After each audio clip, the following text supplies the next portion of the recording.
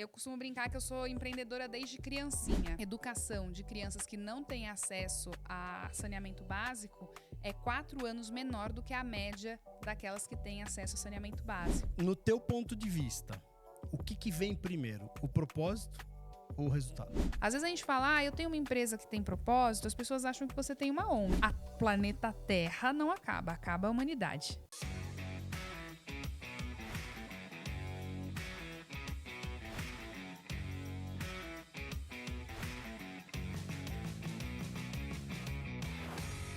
Seja bem-vindo a mais um episódio de Os Executivos, o podcast que traz para você informações importantes de mercado, que traz para você insights, que traz para você coisas interessantes para você aprender, para você aplicar na tua empresa, para você aplicar no teu desenvolvimento profissional, para que você tenha de pessoas do mercado, de pessoas que fazem acontecer os insights necessários para o desenvolvimento do teu negócio, da tua empresa, da tua carreira. Hoje eu estou com uma convidada muito especial. Nós vamos falar de um assunto que talvez você nunca tenha parado para prestar atenção, para perceber, mas que faz e gera um grande impacto na tua vida e na vida da população em geral, na vida da população mundial. Nós vamos falar de água hoje. Mas não só de água, nós vamos falar de inovação, sustentabilidade e como é que você pode transformar o mundo e o mercado através de iniciativas e de objetivos claros, com propósito claro no que você quer fazer. Eu vou começar, antes de falar o nome da nossa entrevistada, eu vou começar com algumas informações que eu acho que são importantes e fundamentais para você se basear naquilo que a gente vai discutir hoje. Você sabia... Eu não sabia, talvez você também não saiba, que na cidade de São Paulo se perde aproximadamente, a gente não tem esse número cravado, mas aproximadamente se perde em torno de 320 bilhões, é isso mesmo, 320 bilhões de litros de água por ano. Esse número é estrondoso. Mas mais engraçado do que isso é você saber que 60% desse número de água que se perde, ela simplesmente sai pelo cano por vazamentos e problemas na tubulação, e 40% desse número é simplesmente roubo de água. Ou seja, é o famoso gato, que é feito na rede para se aproveitar do sistema. Então vamos lá, nós vamos falar sobre sustentabilidade, sobre isso, o que tudo isso tem a ver com o nosso podcast de hoje. E eu tô aqui com a Marília Lara. A Marília, ela é CEO da Status4, ela é cofundadora e CEO da Status4. E a Status4 desenvolveu uma tecnologia que é exclusiva da Status4 e exclusiva do Brasil para detecção de vazamentos. E ela vai explicar um pouquinho para a gente sobre isso.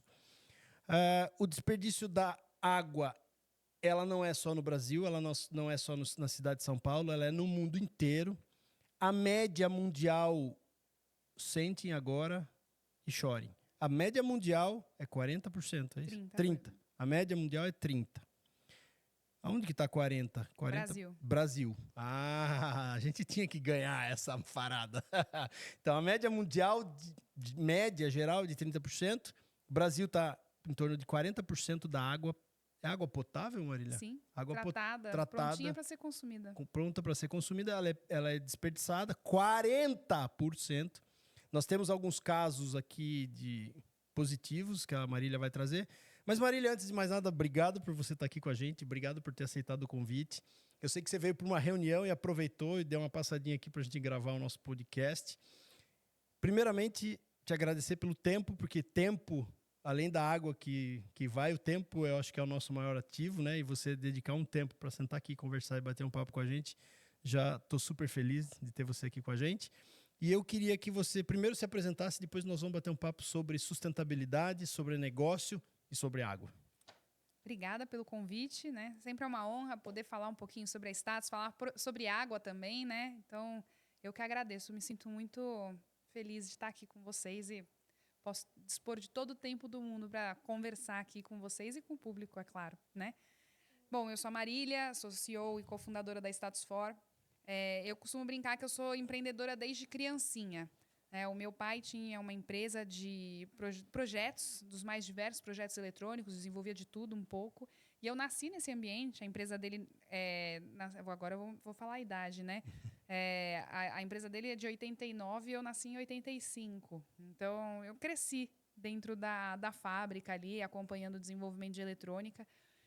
Fui estudar administração de empresas, não quis estudar engenharia, não entendo nada de engenharia. Fui estudar administração de empresas, depois fiz mestrado com ênfase em marketing. Então, eu costumo brincar que essa área de falar com clientes, falar em público é onde eu me sinto mais à vontade. Sou mãe, tenho 2 filhos, a Ana, que tem 11 anos, e o Vitor, que vai fazer 9 agora. Então, eu tenho 3 filhos, né? A Ana, com 11, a Status For, que faz 10 esse ano, e o Vitor, que tem 9, 8 para 9. E a gente... Bom, e aí é aquele se vira nos 30 de sempre, de você lidar com criança, liderar uma empresa, a empresa cada vez, graças a Deus, cada vez maior aí, e trabalhando com uma coisa que brilha meus olhos, né?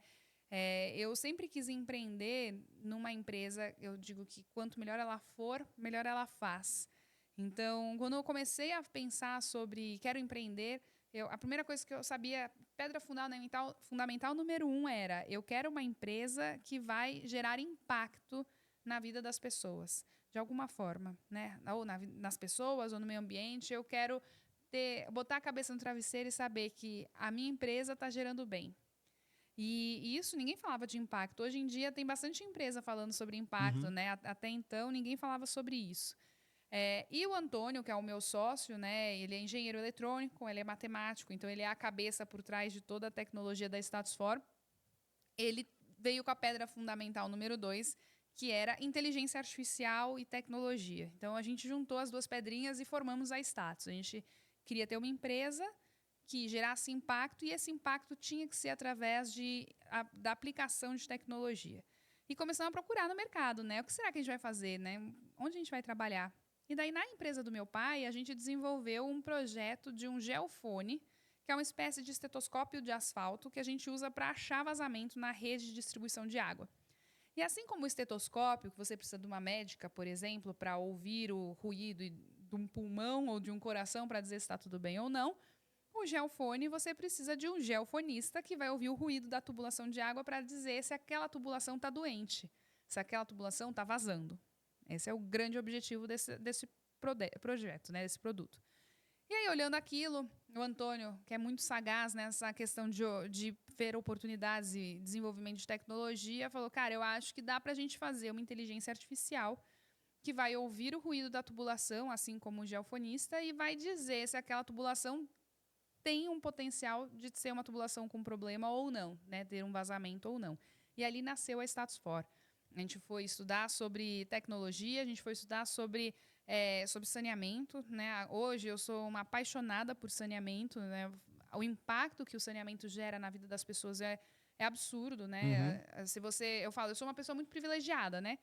Eu nasci numa casa que tinha água encanada e que tinha esgoto, né? Então, eu nunca tive nenhum problema de acesso a nenhum desses dois. Mas sabe-se hoje, tem vários estudos que mostram, né? A média, por exemplo, de educação de crianças que não têm acesso a saneamento básico é 4 anos menor do que a média daquelas que têm acesso a saneamento básico, né? O impacto que ele gera nas mulheres, a falta de saneamento básico é enorme, né? Saúde, em tudo, na né? saúde, a cada R$1 que se investe em saneamento, a gente economiza R$4 na saúde pública. E esse número tangibilizou um dia que eu vi uma palestra do CFO da EGEA, na época, falando sobre um projeto que eles fizeram na Prolagos, que atende a região dos lagos no Rio de Janeiro. E eles falaram que eles fizeram a parte de coleta de esgoto. E um ano depois que eles tinham terminado esse projeto, reduziu em 90% os casos de internação de doenças de veiculação hídrica. Dengue, chikungunya, diarreia. Diarreia que hoje é a 2ª causa de mortalidade infantil no Brasil. Olha que ridículo. Que loucura. A gente usa o celular 5G e tem criança morrendo de diarreia. Então, o saneamento ele é extremamente importante. E estar nesse ambiente, para mim, é uma das coisas mais importantes que tem aí como pessoa, né? O meu propósito como empreendedora. E aí o propósito da Status4 é salvar a água do mundo. Então a gente desenvolve tecnologia baseada em inteligência artificial para achar vazamento na rede de distribuição de água. Legal. E vocês desenvolveram uma tecnologia própria que, pelo Sim. que você estava me contando, só existe no Brasil. Exatamente. Não tem concorrência no Não. mundo. A gente tem, eu costumo brincar que a gente tem concorrentes tipo manteiga e margarina. Então você tem concorrentes, tem outras empresas, é claro, que estão olhando para perdas e que tratam a distribuição de água e usam inteligência artificial, mas não exatamente da mesma forma que a Status4 faz. Tá. Quando você fala em inteligência artificial, a gente está falando de um algoritmo, é isso? Exato. É um algoritmo que faz leitura de dados e ajuda você a identificar de forma mais precisa algum vazamento. Exato. A inteligência artificial, ela tenta identificar padrões. E daí ela vai dizer, olha, dado essas informações que você está trazendo para mim, elas se assemelham a uma determinada questão. Então, a inteligência artificial vai identificar se você tem ali um potencial vazamento. A gente tem uma tecnologia, chama Sistema ADA, que usa sensores de pressão que ficam fixos nas tubulações de água, né? Geralmente a gente coloca no próprio hidrômetro da casa. Imagina que é 1 por quilômetro de rede, então quase como um a cada esquina. E aí, uma a cada 2 esquinas, né? E aí a gente consegue, por exemplo, identificar se ali você está chegando água naquela região, porque às vezes a distribuidora de água está mandando água e a água não está chegando, porque se perdeu no meio, ou porque por N motivos, né? Você pode ter vários problemas ali que estão acontecendo. A gente consegue identificar se a água está sendo desviada. Então, você tem uma série de questões que precisam ser vistas pela distribuição de água para ter uma distribuição eficiente. E, no fim do dia, a distribuição eficiente ela é um benefício para a população, porque você reduz o custo daquela distribuição, com isso você reduz o custo da água. Ou, se você não tem perda de água, vamos dizer, no mundo imaginário, 0 perda de água, você está usando o seu manancial da forma mais eficiente que você pode. Então, se você tiver que enfrentar uma seca, por exemplo, ele vai ser muito mais resiliente, né? Porque você não está desperdiçando aquela água para nada, né? Perdendo ela na distribuição. E hoje, os teus principais clientes são as distribuidoras. Você trabalha focado nas distribuidoras. Isso. Hoje a gente trabalha principalmente com distribuidoras de água. Então, a gente está falando Sabesp, Sanepar, Grupo Águas do Brasil, AEGEA, todos são clientes nossos. Qual que é a cidade hoje que tem o melhor sistema de monitoramento? Ou a menor perda, você quer dizer? A gente tem aí algumas cidades, puxando de cabeça, eu sei que São José do Rio Preto é uma dessas que tem um baixo índice, se não me falha a memória, eles estão com 18%. Goiânia também tem uma baixa perda, estão abaixo de 10%. Limeira está com 15%. A gente entende que a partir de menos de 20% já é um ótimo número. Já está melhor, né? Já está mais eficiente. Exato. Tá, e isso se dá geralmente por conta... São vários fatores, você estava me explicando, né? Pressão, a pressão oscila, a idade da tubulação, acho que influencia. E aí vocês têm esse sistema de monitoramento que você estava me contando, tem outros concorrentes, né? Mas o sistema, vamos dizer assim, mais sniper é de vocês. Explica um pouquinho disso. O que a gente tem, né? Quando a gente olha a tecnologia que a gente desenvolveu, né, são basicamente 2 soluções. Uma solução a gente usa a vibração da água, né? Então a gente tem um sensor móvel em que você encosta no hidrômetro e coleta 10 segundos do ruído da vibração daquela tubulação. E aí, esse ruído a gente manda para a inteligência artificial e a inteligência vai dizer se aquilo se assemelha a um vazamento ou não. A gente tem mais de 7 milhões de amostras catalogadas de ruído de tubulação. É o maior banco de dados do mundo de tubulação de água. É de vocês? É nosso. E a gente usa isso para alimentar a nossa IA e fazer com que ela seja o mais eficiente possível. Para dar exemplo, né, a gente tem o cliente, que esse já foi publicado, inclusive, em reportagens e tal, a Sabesp aqui da região de Franca, ganhou em 2022 o Prêmio Nacional de Qualidade de Saneamento utilizando a tecnologia da Status4. Eles conseguiram reduzir pela metade o tempo para encontrar um vazamento. E o tempo, no caso de vazamento, ele é uma das grandes variáveis, das variáveis mais importantes, né? Porque qual é o problema? Vazamentos grandes, a gente costuma brincar, um vazamento de adutora. Aqui em São Paulo, a gente de vez em quando vê, né? Vazou uma adutora, eu lembro uma vez que teve um vazamento em Sumaré, no bairro Sumaré. Aí você olhava a rua, como é muito inclinado lá, né? Você parecia uma cachoeira, assim, aquela água escorrendo. Então, entre cuidadosas aspas, é um vazamento mais fácil de você encontrar. Qual é o vazamento que é muito difícil de você achar? Aquele vazamento que se assemelha a um consumidor.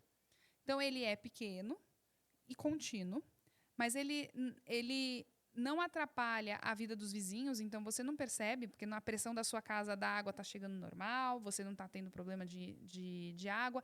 Muitas vezes ele não vai ficar visível, né? Ele não vai verter, ele vai descer para o lençol freático. A gente tem casos de clientes, até esse caso era engraçado. A senhora morava numa rua e perto da rua tinha uma bica d'água, assim, uma mina d'água.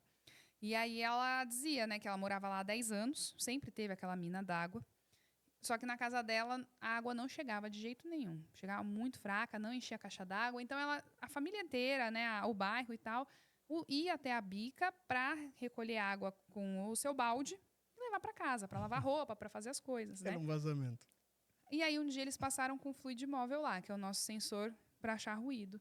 E o fluid apontou ali como, olha, temos uma coisa esquisita aqui. Quando foram investigar, era um vazamento. Tinha 10 anos aquele 10 vazamento. anos vazando. Que E a distribuidora não fazia ideia. É incompetência da distribuidora? Não necessariamente. É muito difícil você achar, porque você não tem olhos em todos os lugares, né? E parecia, um monte de plantinha em volta, as pessoas chamavam que era bica d'água, então por que não seria? Né? Simplesmente... Né? Tava debutando já o vazamento. Já. Legal. Muito bom entender do teu negócio, mas vamos lá, vamos para o nosso tema que é inovação e sustentabilidade. E aí a gente falou de um negócio que hoje está muito em voga, que é propósito. Você falou que o propósito de você virar empreendedor, o propósito de você montar um negócio era fazer algum benefício à sociedade, à humanidade, enfim, de alguma maneira. E aí a gente... avaliando, né, quando a gente fala de empreendedorismo e sustentabilidade, tem um fator no meio de tudo isso que chama-se resultado, lucro, né? No teu ponto de vista, o que vem primeiro, o propósito ou o resultado? É uma pergunta sacana essa. Eu acho que é o seguinte, é quase como o ovo e a galinha. Então, eu acho que o propósito, ele te ajuda a acordar todo dia e ir trabalhar. A ter aquela segunda-feira chuvosa, você fala assim, não, eu vou porque eu tenho um propósito. Mas é o lucro que faz com que você tenha comida para você viver. Então, não é feio lucrar. Inclusive, é extremamente importante. Toda empresa precisa buscar o lucro. O pessoal fala assim, é como aquela máscara de gás do avião. Não adianta você querer ajudar o próximo se você não tiver dinheiro para se sustentar, senão seu projeto morre. Então, o lucro é extremamente importante, mas eu não entendo que o lucro a qualquer custo seja o caminho. Eu entendo que o lucro, quando você tem todos os stakeholders, né, todo mundo que está em volta, trabalhando em prol daquele propósito. Então, acaba sendo duas faces de uma mesma moeda. Eu vejo, por exemplo, os colaboradores da Status For. Quando eu vou entrevistar a equipe, o que eu sempre procuro, é claro, a gente vai ver a questão de conhecimento técnico, né? Não vou contratar uma pessoa para o comercial que nunca vendeu uma esfirra na padaria, sei lá, qualquer coisa, né? Então, você tem que ter o conhecimento técnico. Mas quando eu vou entrevistar, eu sempre quero sentir o brilho no olho dessa pessoa quando ela fala sobre salvar a água do mundo, que é o que a gente faz.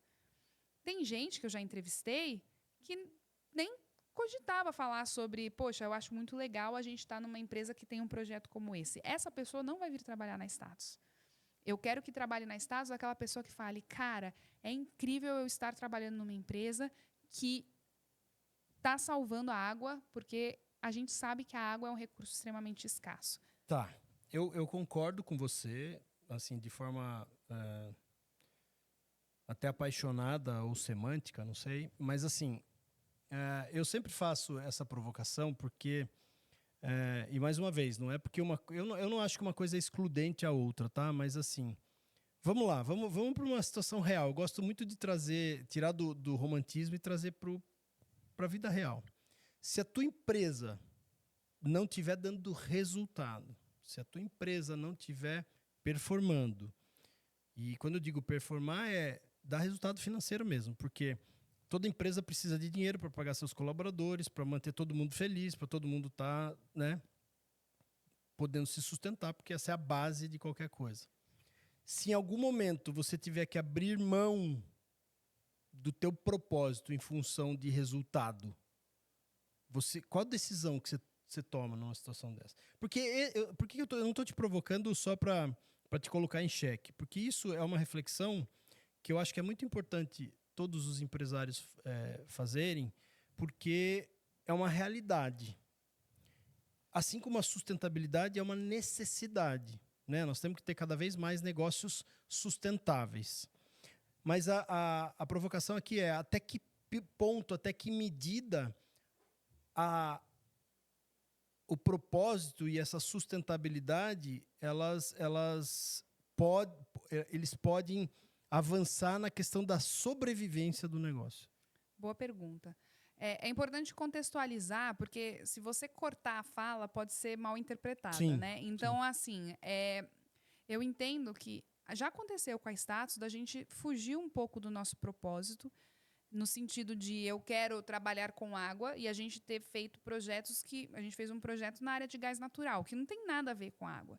Mas era uma oportunidade que a gente enxergou naquele momento da gente conseguir dinheiro, porque eu precisava de dinheiro para sobreviver. E no fim do dia, é isso. Ninguém trabalha por amor, ponto. Né? A gente precisa de dinheiro para sobreviver e precisa gerar lucro, precisa gerar resultado. Então, eu não vejo problema de você diminuir um pouco a energia, a luz ali no propósito principal da empresa num momento de adversidade. Você precisa sobreviver. Mas eu entendo também que você tem que ter ali alguns pontos do tipo, isso não, isso eu prefiro encerrar o negócio. Então, por exemplo, se a única forma da empresa sobreviver é eu fazer algum trabalho, sei lá, vou para o extremo, de trabalho escravo, ou em que eu vá poluir um manancial, ou qualquer coisa assim, cara, a Marília não consegue botar a cabeça no travesseiro e dormir. Eu não vou fazer isso. Agora, eu desenvolver um projeto que não tem a ver com água efetivamente, mas esse projeto vai me ajudar a dar uma sobrevida, vai me ajudar a crescer a empresa, poxa, talvez eu quando era uma empresa menor, eu fiz isso, né? Então, de certa forma, eu trouxe o lucro acima do propósito. Seria uma forma de ver. Mas eu acho que você tem que ter essa... E assim, isso é uma coisa muito importante. O propósito, às vezes as pessoas falam assim, o propósito, então você é ONG e tal. Não, não é isso. Você tem que ter algo que te norteie. Né? Quando você vai olhar um projeto, você vai olhar uma possibilidade de negócio, você vai olhar para ele e vai dizer, cara, isso daqui condiz com aquilo que eu quero representar. Quando eu morrer, qual vai ser meu legado?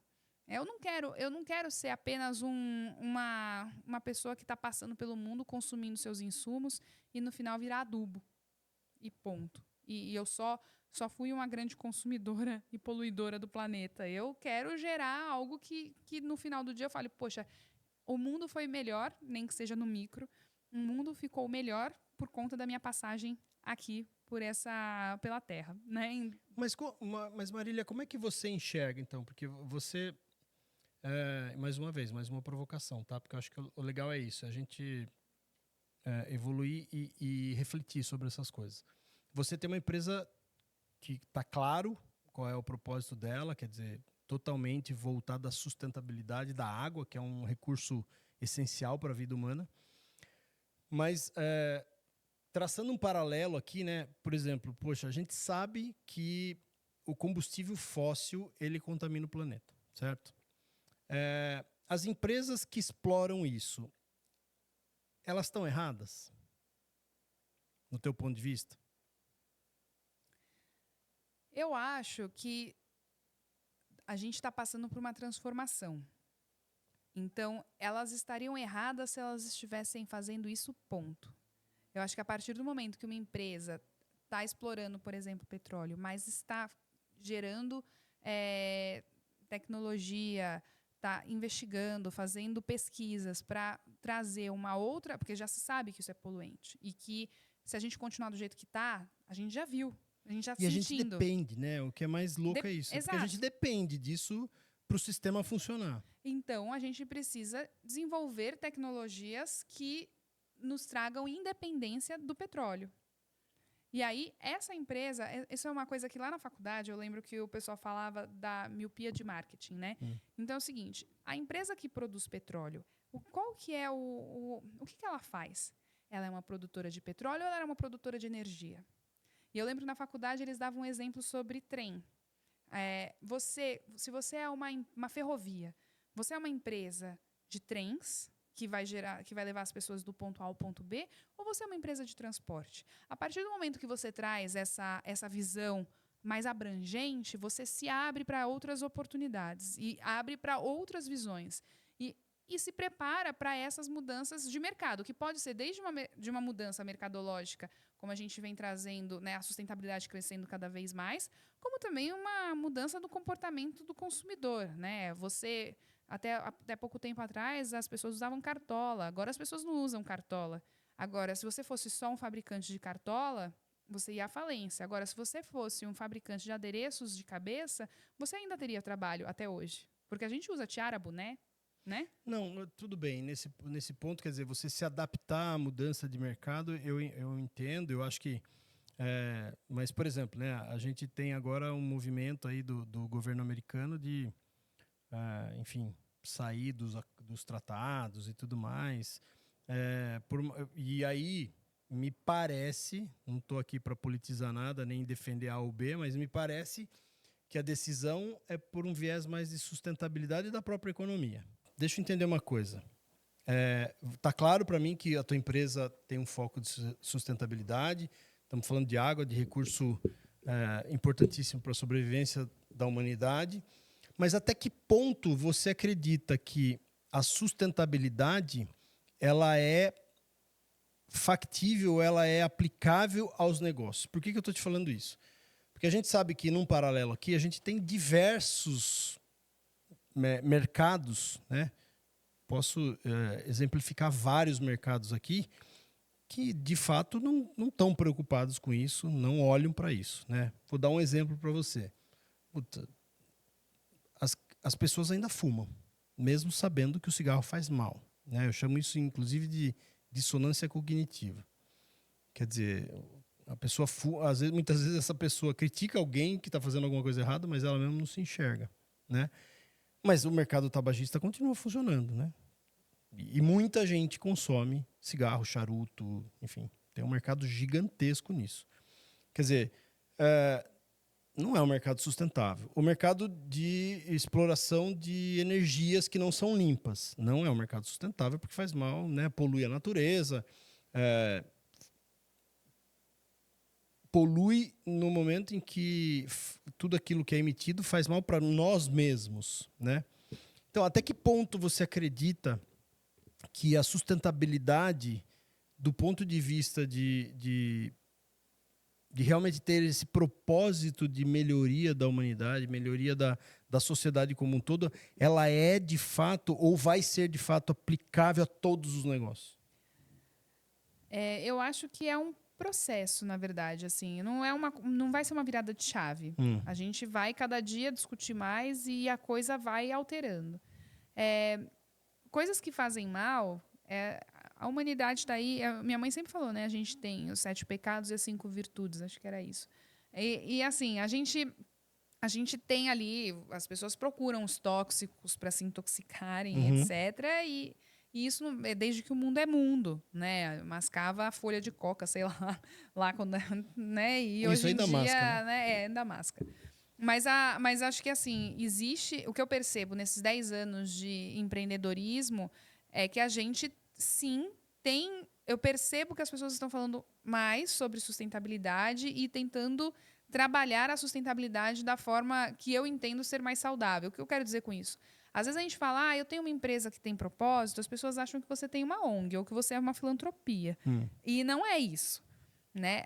Ter um propósito eu quero ter uma linha condutora de que quando eu tenho que tomar as minhas decisões, etc., eu tenho ali o meu código de ética, de conduta, que vai me ajudar a tomar as decisões que eu entendo como empreendedora que são as decisões melhores para minha empresa ou para a sociedade. Eu tenho uma obrigação para com a sociedade quando eu abro uma empresa, né? Eu costumo brincar aqui. Hoje nós somos em 42 pessoas trabalhando na Status. Então, por baixo, eu tenho quase 90 pessoas, 100 pessoas que dependem da Status For e eu tenho que olhar isso da forma correta. E as pessoas têm que ter orgulho de estar dentro da minha empresa, né?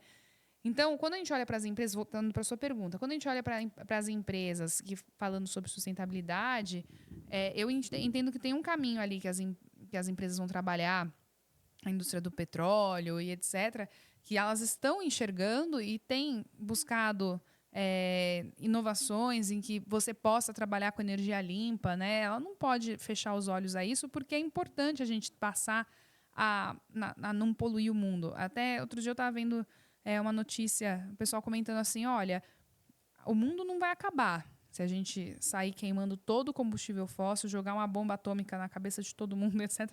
A planeta Terra não acaba, acaba a humanidade, né? Eu não quero morar na latrina inalando fumaça. Eu quero ter uma qualidade de vida. E para ter uma qualidade de vida, a gente tem que buscar essa sustentabilidade. Eu não posso consumir mais do planeta Terra do que ele pode retornar. A gente viu na pandemia, aqui na cidade de São Paulo, né, os níveis de poluição como melhoraram porque a gente parou de usar carro do dia para a noite. Foi um belo estudo de mostrar o impacto e a força que a natureza tem para se regenerar, né? E eu acredito que a gente pode buscar de forma ativa e utilizando de bastante estudo, de bastante criatividade, etc., coexistir entre as pessoas, o meio ambiente, né, a natureza como um todo. A gente tem que tentar trazer esse equilíbrio, porque, pelo menos para mim, é o que eu acredito, é onde eu gostaria de morar. E aí, por isso, eu vou advogar em relação a isso e vou falar para as pessoas sobre isso.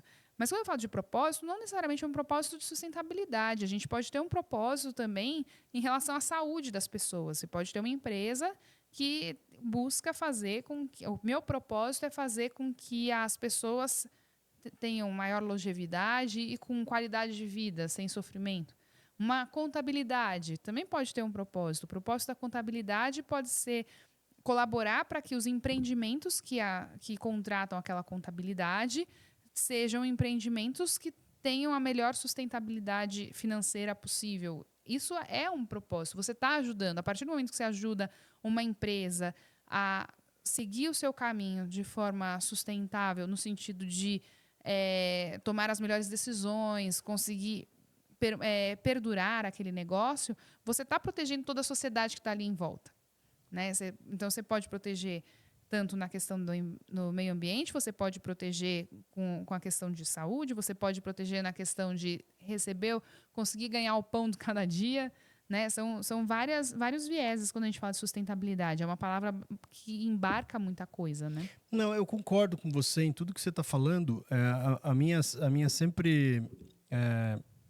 o meu questionamento é uma questão até meio filosófica, assim, né? Mas assim, o meu questionamento eu acho sensacional essa história de sustentabilidade. Propósito eu acho fundamental. Eu acho que todo negócio deveria pensar muito no seu verdadeiro propósito, porque eu acho que quando você faz bem, o negócio flui muito melhor e cresce muito mais rápido.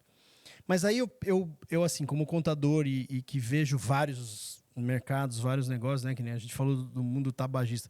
Eu não consigo imaginar qual que é o propósito de uma fábrica de fazer cigarro, por exemplo, né? Qual que é o propósito dela? De envenenar a população, só pode ser, porque não tem outro propósito, né? Aí você vê agora ele se movimentando com essa tal dos vapes aí, que a molecada tá usando loucamente, tá fazendo mal, absurdo. Aí você, enfim, tem vários, né? Vários mercados que eu acho que ainda são... que não está claro esse propósito de sustentabilidade, né? Apesar de ser uma campanha muito forte e que eu apoio, né, totalmente. Eu acho que propósito, aqui concordo com você, propósito para mim não é ser ONG, não é necessário. Propósito é você ter um objetivo claro do porquê você existe e por que você faz o que você faz, né? Agora, na questão de sustentabilidade, eu ainda vejo muito discurso dissonante de muitos mercados que são grandes mercados, né? Então, isso que eu fico sempre em dúvida até que ponto a sociedade realmente percebeu essa questão da sustentabilidade, entendeu? Acho que vem de um amadurecimento da sociedade. E eu acho que tem algumas coisas que acabam sendo... Assim, você tem que ter uma política pública que vai organizar a zona, né? A questão do cigarro é uma, que a gente tem lá um imposto maior, né? Então, você tem todo um trabalho numa instância mais governamental, né? De política pública, de saúde pública, que tenta, de certa forma, controlar esse cara. Mas o livre-arbítrio está aí. A pessoa, se quiser consumir, ela vai consumir. Acho que é muito utópico a gente achar que um dia a gente chegaria a um mundo em que todos são sustentáveis. Eu assisti há um tempo atrás, ano passado, acho que meio do ano passado, eu assisti um documentário sobre... Não sei se você chegou a ver esse documentário, estava na Netflix. Está na Netflix sobre a Teflon. Não vi. O desenvolvimento do Teflon e tal, como é que foi pela Dupont, né? Que teve um processo gigantesco nos Estados Unidos e tal. E aí você olha aquilo e você fala, puxa, aquilo nós estamos falando de um mercado, de uma fábrica, na verdade, específica, que matou um monte de gente, né? Por quê? Porque ela era uma das maiores empresas americanas, né? E aí o que falou mais alto foi o resultado, foi a influência da empresa, foi... né, tem até a história do advogado lá que tentou ajudar as pessoas. Tem uma história bonita até no final da dedicação do advogado, do que ele fez e tudo mais. E aí você olha para aquilo e fala assim, puxa, né, resultado a qualquer custo. E mesmo assim a própria sociedade da cidade foi contra, na época, né, foi contra o movimento, porque a cidade toda dependia da fábrica, né? Então assim, mais uma vez aqui, estou filosofando, mas a minha pergunta é, será que a sociedade realmente está amadurecendo? Esse é o meu grande questionamento e eu queria saber a tua opinião em relação a isso, já que você está muito ligado a essa área de sustentabilidade, você tem visitado as distribuidoras e água é um fator fundamental. Essa consciência, você está vendo essa consciência ser construída? Porque assim, outro dado que eu recebi, que eu fiquei chocado, pela primeira vez na história da humanidade, houve um cálculo onde a sociedade involuiu ao invés de evoluir. Foi a primeira vez que o QI da sociedade teve uma redução. E aí eu fico preocupado dizendo assim, puta, tem uma série de discursos falando de sustentabilidade, disso, daquilo, mas a impressão que eu tenho às vezes é que a gente não está amadurecendo como deveria. Acho que aí seria legal a gente trazer uns sociólogos aqui, antropólogos, para a gente fazer essa discussão. Né? Porque eu não tenho o estudo total para poder fazer assim uma opinião embasada. O que eu posso dizer é assim, no que a Marília acredita, né? Eu enxergo as pessoas preocupadas cada dia mais com a questão de sobrevivência e sustentabilidade. Mas também acredito na máxima, que em casa que falta pão, todo mundo briga, ninguém tem razão. Então, a gente trazer um exemplo em que, poxa, todo mundo depende daquilo, se aquilo acabar, a gente vai morrer, a gente vai falar as favas para toda a questão de sustentabilidade, porque a gente tem um instinto de sobrevivência, né? A água eu até brinco, uma vez eu fui deixar minha filha na casa da minha sogra, eu tinha que trabalhar, e a minha sogra ia me ajudar olhando ela. Só que a minha sogra estava com a energia desligada. Ela ficou desesperada, minha filha. Mamãe, o que eu vou fazer? Não tem internet, não tem TV, não tem nada, não tem energia elétrica. Na cabeça dela, a humanidade não existe sem energia elétrica. Mas a verdade é que a gente, né, viveu muitos anos sem energia elétrica. A gente não vive sem água. É verdade. Né? Sem água, não estaríamos aqui. Né? Não teria aquele girininho lá, se você acredita na teoria da evolução, não teria aquele girininho lá para fazer o sapinho que etc. vem e assim vai até chegar a gente. Então, eu acho assim, para mim, a Marília, para dormir todos os dias tranquila e botar a sua cabeça no travesseiro, eu acredito que a gente tem que falar sobre sustentabilidade, entender que o nosso papel para que a gente tenha uma vida melhor como sociedade é buscar soluções em que a gente consiga coexistir com a natureza.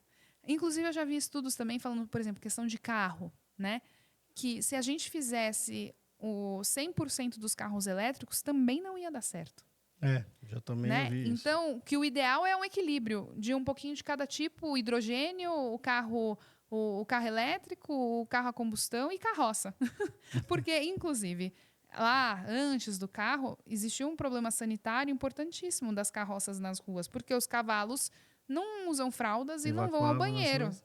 E aí era um nojo, né? Com um cocô pisoteado para tudo quanto é canto. E aquilo lá dá doença. Então, tudo que é exagero é ruim. A sustentabilidade é justamente a gente tentar trazer esse equilíbrio. Plástico é o terror do planeta? Não, mas exageradamente é. É isso que eu ia te perguntar. Como é que você que mexe com água, você está vendo isso, né? A gente vê bastante coisa alarmante agora sobre o plástico na água, nos oceanos e tudo mais. Você tem acompanhado esse assunto? Eu acompanho, não como especialista, né? Eu acompanho ali ouvindo o que o pessoal comenta e é realmente um problemão. Você tem animais morrendo, né? Você tem ilhas de plástico, porque você tem as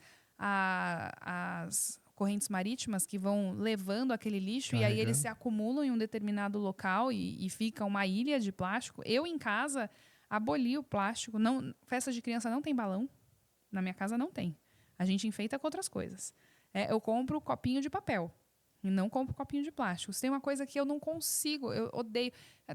Tem uma padaria lá na minha cidade que toda chique e que tem as comidas maravilhosas e me serve uma Coca-Cola no copo de plástico. Eu tenho vontade de tacar o copo na cabeça da pessoa. Eu falo, cara, não precisa. A gente já tem coisas para substituir, já dá para substituir. Podemos pensar em quer dizer que você é a xiita de que somos todos? Não, eu acho que é o equilíbrio. Você tem que olhar e consumir de forma consciente. Não é o consumo desenfreado, exagerado. É buscar fazer coleta seletiva de lixo. Né? Por quê? Porque pelo menos você dá uma destinação correta. Na Status For, a gente tem devices que têm bateria. Qual que é o nosso posicionamento? A partir do momento que o device estraga, ele volta para a Status For e a Status For faz a destinação correta. Primeiro, porque é lei, mas segundo, mesmo se não fosse, eu faria. Eu não me perdoaria se eu estivesse andando um dia aqui na cidade de São Paulo e encontrasse boiando no rio Tietê um dispositivo da Status For. Porque é onde... Aí cada um... É o que eu acredito. Eu acho que é isso que a gente tem que fazer. E eu acho que todos os negócios precisam buscar uma forma de encontrar esse equilíbrio. E eu entendo que a gente vai ser muito mais próspero a hora que a gente encontra isso. Né? O que eu vejo, a minha equipe, por exemplo, eu tenho pessoas da equipe que já receberam propostas para ganhar mais. E não foram. E não foram porque gostam dos meus belos olhos? Talvez um pouquinho. Mas não vão porque elas acreditam no que a gente está fazendo. E tem muita gente que veio buscar a Status For e mudou de longe, né? A gente já tem alguns colaboradores que mudaram de cidade para vir trabalhar em Sorocaba, para estar conosco, porque ele fala, cara, eu quero participar disso. Então, você vê como o propósito ele é muito forte. Sim. E cria uma equipe muito mais resiliente. A gente passou a pandemia, a gente fez um high five com a falência. A gente perdeu 70% do nosso faturamento. Porque, na época, a nossa tecnologia era mais hype. A gente não tinha conseguido fazer o modelo de negócio perfeito. A gente estava muito no começo. E, apesar de meus investidores quererem que eu demitisse todo mundo, porque, para fazer caber no que a gente estava faturando, era ficar só eu, meu sócio e talvez mais um gato pingado. Porque a gente tem muitas obrigações, né? Aluguel, esse tipo de coisa.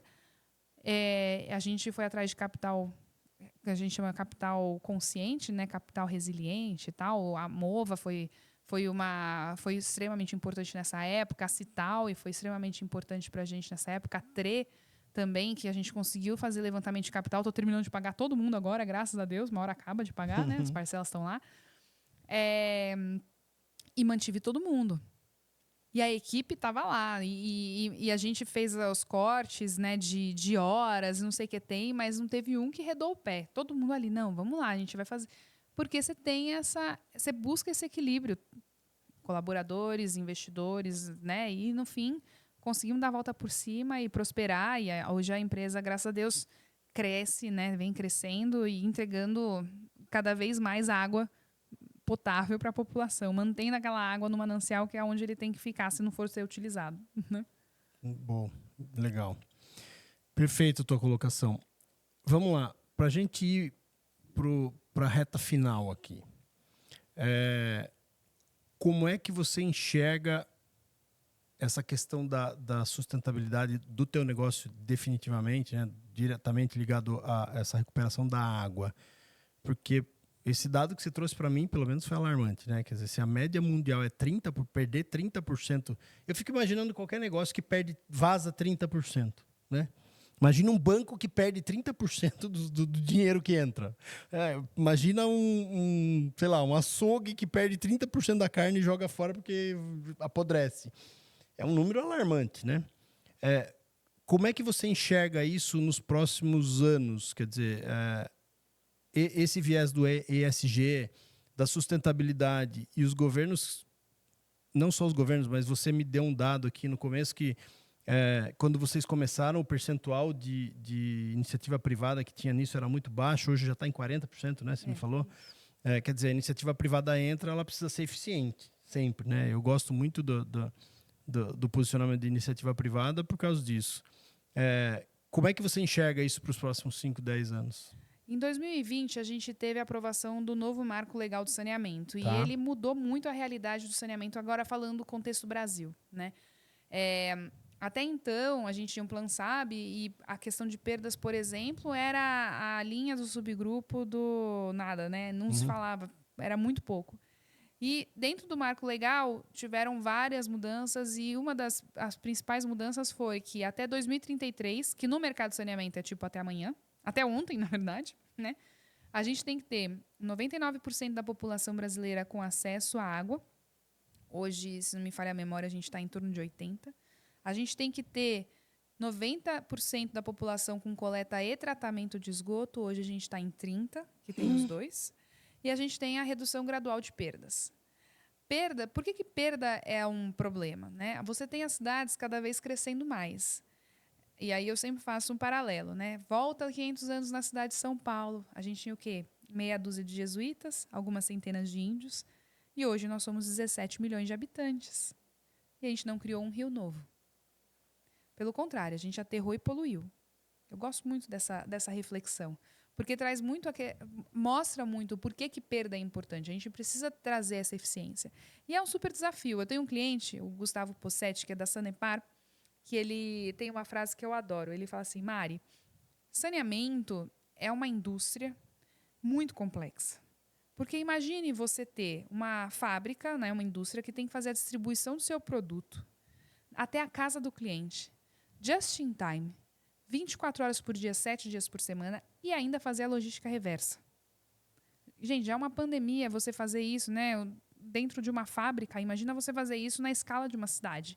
Então, é um processo muito complexo de distribuição.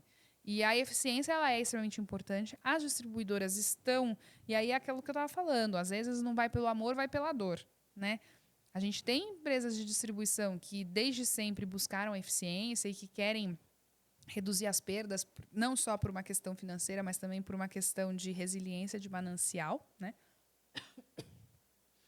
Desculpa. Imagina. Então, tem as empresas de distribuição que querem fazer isso, mas também agora você tem lei.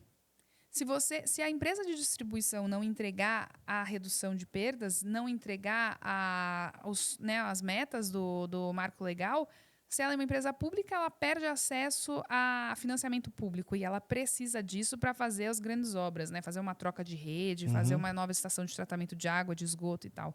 E se ela é uma concessão privada, ela pode, no limite, perder a concessão.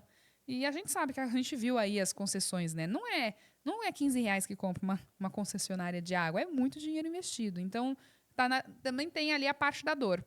E eu vejo as equipes cada vez mais imbuídas de reduzir os vazamentos, elas precisam fazer isso acontecer.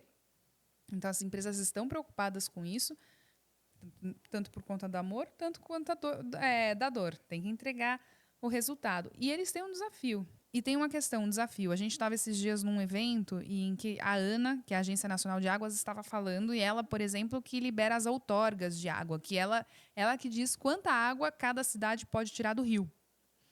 E ela falou, olha, nos próximos anos a gente vai reduzir, em média, 30% das outorgas das cidades. Então, as cidades vão tirar 30% menos de água.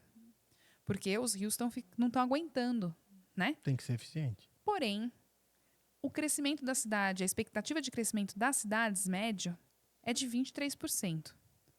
Aí eu faço um paralelo. É a mesma coisa que você chegar em casa, a sua esposa fala, amor, tô grávida. Aí você fala, eu perdi o emprego.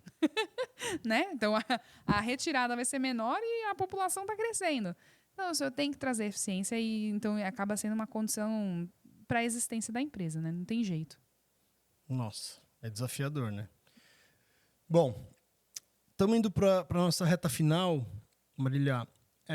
O que você deixaria, assim, nesse bloco final? O que você deixaria de dica e o que você daria, assim, como palavras finais, né? O seu contexto final aí, o resumo final, para quem está nos ouvindo, que quer buscar essa pegada de sustentabilidade no seu negócio. Você deu o exemplo aqui do escritório de contabilidade e tudo mais, mas assim, de forma muito abrangente, né? O que você diria para quem está buscando isso? Qual é o olhar?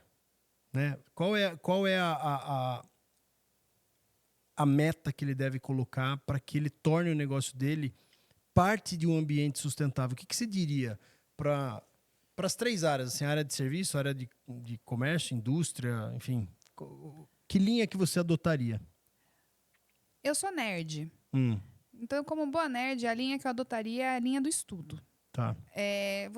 Acho que é sempre importante você olhar para o seu negócio e tentar entender aonde você está e o que você pode fazer. Uma coisa que eu acho que é importante, né? A sustentabilidade, ela não é uma coisa hype de eu tô aqui só pela modinha. Quem faz isso pela modinha, no geral, acaba sendo fraco e não dá certo. Né? Então, você buscar o propósito, etc., para mim, ele é o ponto central do seu negócio. Para te ajudar nessas reflexões, existem alguns livros que você pode ler para te ajudar. Né? Tem o Capitalismo Consciente. Depois eu posso passar para botar na legenda do podcast, né? que fala muito sobre até o processo que a Unilever fez de fazer o capitalismo consciente, que no começo, quando eles começaram a fazer o processo, achavam que eles eram loucos e a Unilever estava indo muito mal. E quando eles começaram a repensar o seu processo, né, as empresas de impacto, né, também tem empresas de impacto, esse daí que é o da Unilever, eles conseguiram retomar o processo de crescimento da empresa absurdo e a sociedade, né, os consumidores entenderam aquilo como de valor e tal. Eu visitaria também o site do Sistema B, aqui tem no Brasil, em português e tal. Lá você pode fazer um diagnóstico para entender como que a sua empresa está em relação ao ESG. É um diagnóstico grande, dá um pouco de trabalho para responder, mas ajuda muito a você fazer esse raio-x para entender o seu negócio. E sempre pensar, uma empresa que tem propósito, ela é uma empresa que vai ser mais resiliente. E uma empresa que olha para todos os seus stakeholders tentando trazer o equilíbrio de todos. O que eu quero dizer? Todo mundo ama a status? Não. Né? Às vezes nem eu amo. Até eu tenho dias que eu falo, eu queria ficar aqui em posição fetal chorando, tá tudo certo. Né? Normal. Mas busque uma equipe que está ali vestindo a camisa, não por conta da Marília, mas por conta do que a empresa está fazendo. Um investidor que olha aquilo e fala, cara, isso daqui é um negócio que vai mudar o mundo e que vai dar dinheiro também. Você ter fornecedores que vão olhar para você não como mais um cliente, e sim como um cliente que tem potencial e eu quero estar associado a esse cara. Né? A sociedade como em si, né, você não gere impacto para aquela sociedade, é possível. É um exercício diário, até porque é muito fácil você acabar dando uma escorregada, então é um exercício ali, é um mantra diário que você vai fazendo, mas não é impossível chegar nisso. E eu entendo que se toda empresa estiver genuinamente buscando trazer esse equilíbrio, ela vai ser uma empresa em que, num momento de de adversidade, a comunidade como um todo acolhe ela e ajuda ela a se reerguer. Eu vi isso com outras empresas e eu vi isso comigo. Legal. Ou seja, você torna a tua empresa, como você mesmo disse, mais resiliente, né? Eu acredito nisso também. Eu acho que as suas palavras são bastante importantes para a gente refletir, porque eu acho que esse é o caminho do futuro, né? A gente está aí à beira de uma mudança radical de comportamento da sociedade com inteligência artificial, com toda essa maluquice que está acontecendo. E eu acho que uma das discussões que eu já tive até com a minha esposa, né? Falou assim, sempre que a gente faz ou pensa alguma coisa que faz bem ao próximo, que faz bem à sociedade, geralmente esse negócio cresce de forma exponencial, porque é o que todo mundo hoje valoriza, todo mundo quer, né? Então, legal, eu gostei muito das reflexões que você trouxe, eu gostei de fazer as provocações que eu fiz para você, porque eu acho que além da gente trazer aqui insights para a galera, eu gosto muito de fazer esse tipo de debate e reflexão, sabe? É um momento que acho que dois empresários estão conversando e de assuntos que muitas vezes a gente não para falar, para pensar, para refletir. E eu gosto muito de fazer essas provocações. E as provocações, não entenda, por favor, que a provocação foi para você. É uma provocação para nós refletirmos sobre quem somos nós como empresários, né? Como é que a gente quer a sociedade. Eu acho que o empresariado ele é peça-chave no desenvolvimento da humanidade, da sociedade, né? E eu acho que é importante a gente trazer essas reflexões para a galera. Obrigado, mais uma vez, por você estar aqui com a gente, ter disponibilizado seu tempo. E eu espero que você tenha gostado. Se você tiver alguma pergunta, manda aqui para a gente. Se você gostou, curte, assina o canal, compartilha esse conteúdo com quem precisa ouvir esses insights.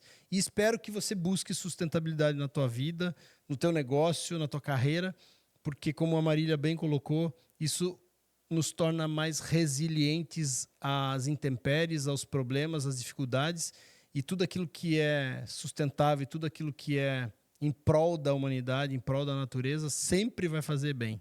Certo, Marília? É isso aí. Obrigado mais uma vez. Eu que agradeço. Muito E até obrigada a próxima. pelo convite. Até. Obrigado. Até mais, gente.